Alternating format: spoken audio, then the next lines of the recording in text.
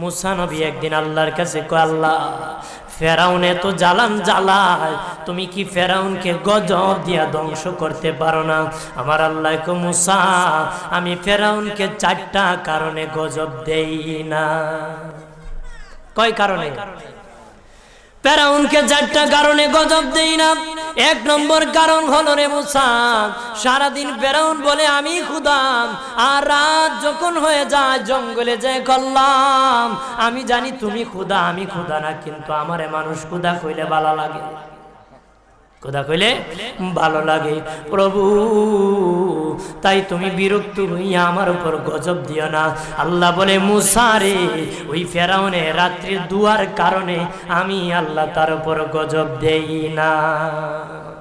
2 নম্বর কারণ হলো, আরে মুসা তোমার মুখে দাড়ি, ফেরাউনের মুখে দাড়ি, তোমার পরনে জুব্বা, ফেরাউনের পরনে জুব্বা, তোমার মাথায় পাগড়ি, ফেরাউনের মাথায় পাগড়ি। আমি যদি গজব দিই জুব্বার বেজ্জতি হবে, পাগড়ির বেজ্জতি হবে, দাড়ির বেজ্জতি হবে।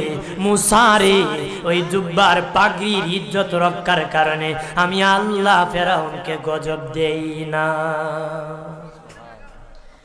3 নম্বর কারণ হলো, আল্লাহ বলেন মুসা রে মুসা 3 নম্বর কারণ হলো, ফেরাউনের বাড়িতে একটা এতিমখানা আছে, প্রতিদিন দুপুর বেলায় এতিমরা ফেরাউনের বাড়িতে মেহমানদারি করে।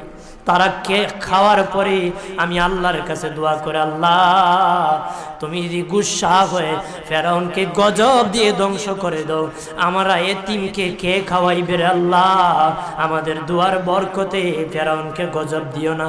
আল্লাহ বলে, মুসা রে এতিমের দুয়ার কারণে আমি আল্লাহ গজব দেই না।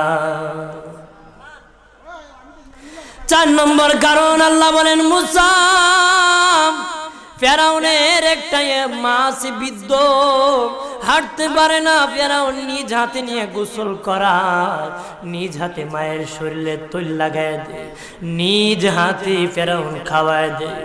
যখন খাওয়ানোর পরে মা বিছানার মধ্যে ঘুমায় যায়, ওই ফেরাউনের মা আমার কাছে 2টা হাত বাড়ায়, আল্লাহ আমার ফেরাউনকে যদি গজব দিয়ে ধ্বংস করে দাও, আমি মায়ের সেবা কে করবে?